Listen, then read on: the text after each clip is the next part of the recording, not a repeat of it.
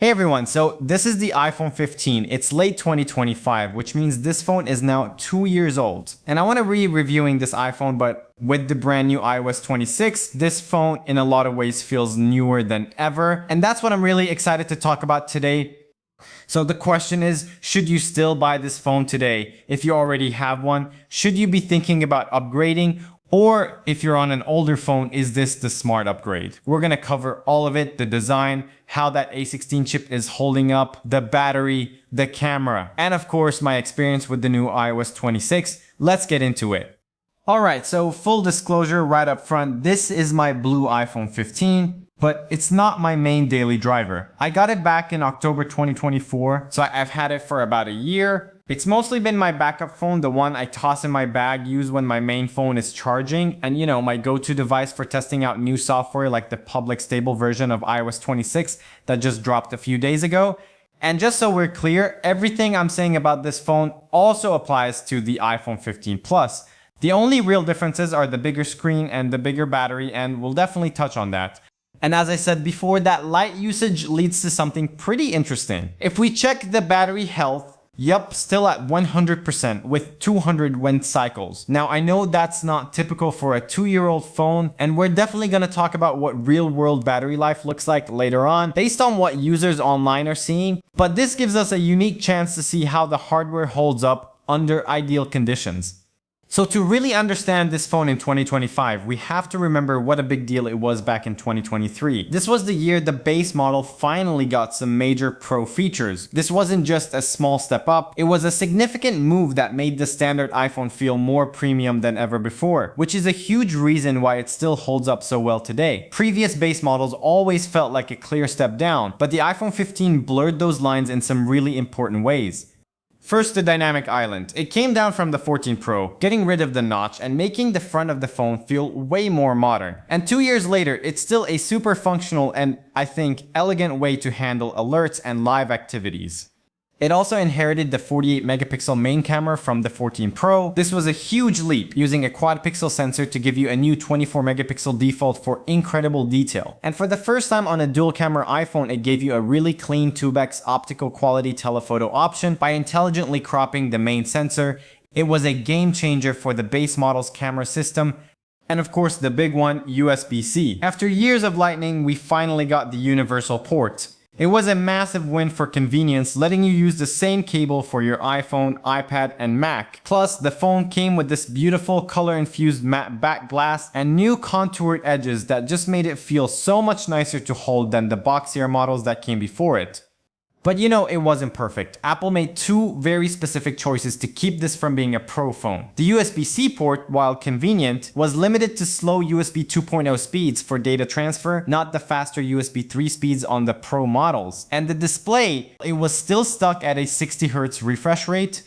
In the hand, this phone still feels fantastic. The aerospace grade aluminum and that textured matte glass have held up perfectly. No scratches or scuffs on mine, and that subtle blue color, it's mostly white in some light, but then the blue really pops, especially around the camera bump. I still really like it. Now let's talk about the screen. It's a great OLED panel. It gets super bright outdoors up to 2000 nits, which is still flagship level today, and twice as bright as the iPhone 14, but that 60Hz refresh rate. Look, in 2025, it's the single biggest compromise on this phone. Almost every Android phone, even budget ones, has a high refresh rate screen. And if you're coming from a Pro iPhone with ProMotion, you will absolutely notice it. But here's the honest truth, for most people, especially if you're upgrading from an older 60Hz iPhone, Apple's animations are so smooth that it's less jarring than you'd think. It's not ideal, but for many, it's not a deal breaker. Under the hood is the A16 Bionic chip, the same one from the iPhone 14 Pro, and honestly, it still flies. Day-to-day stuff like opening apps, scrolling through social media, swiping between pages, it's perfectly smooth. I ran Geekbench 6 on it just now and it scored 2626 on single core and 6538 on multi-core.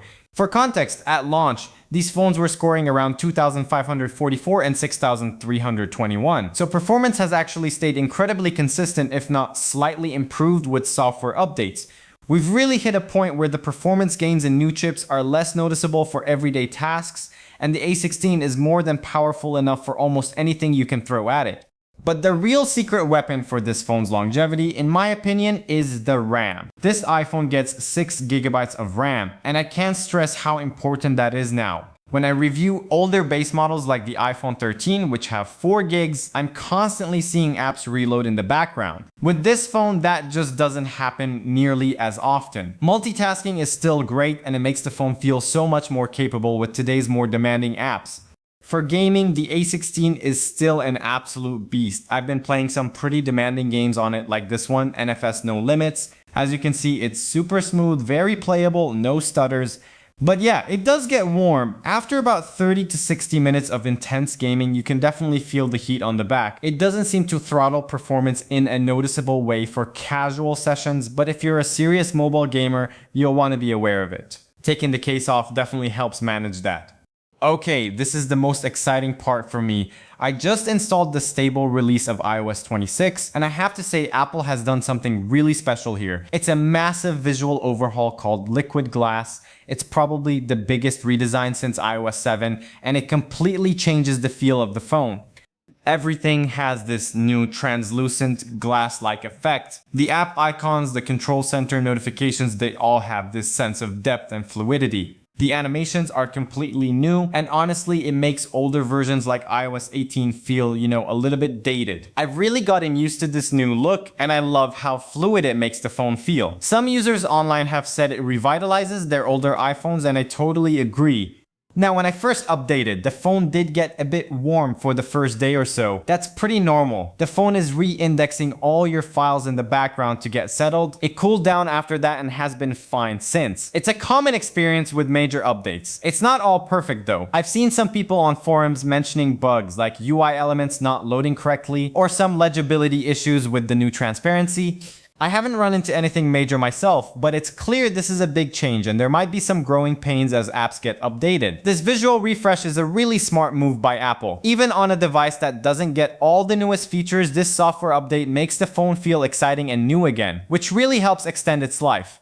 With the new iOS comes new AI features, and this is where we hit a big fork in the road. iOS 26 brings a ton of Apple Intelligence features, but only to the iPhone 15 Pro and newer models with an A17 Pro chip or better.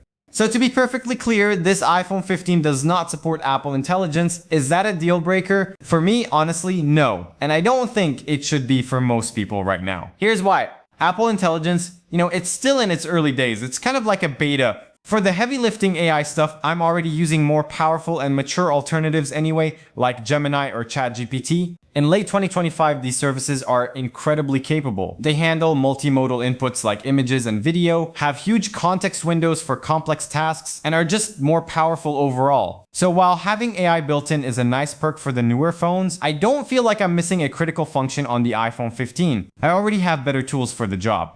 Alright, let's talk battery life. As I showed you, my phone is at 100% health after a year and over 200 cycles. This is purely because it's a backup phone. I don't use it heavily and it often sits on my desk. So this is a great look at the battery's chemical potential, but it's not a realistic picture of what you should expect from a daily driver. To give you a much more useful answer, I've spent a lot of time digging through forums and looking at what actual daily users are experiencing 2 years in. And the story is, a bit different. For the standard iPhone 15, heavy users are reporting battery health in the low to mid 80s after about 2 years and 500 plus cycles, which is actually right in line with Apple's expectations of being at or above 80% after that time. For most people, it's still an all-day phone with moderate use, but heavy users might find themselves needing a top-up by the late afternoon. Now, the iPhone 15 Plus, that's a different story. That thing is a battery champion. Because of its sheer size, the battery life on the Plus is phenomenal.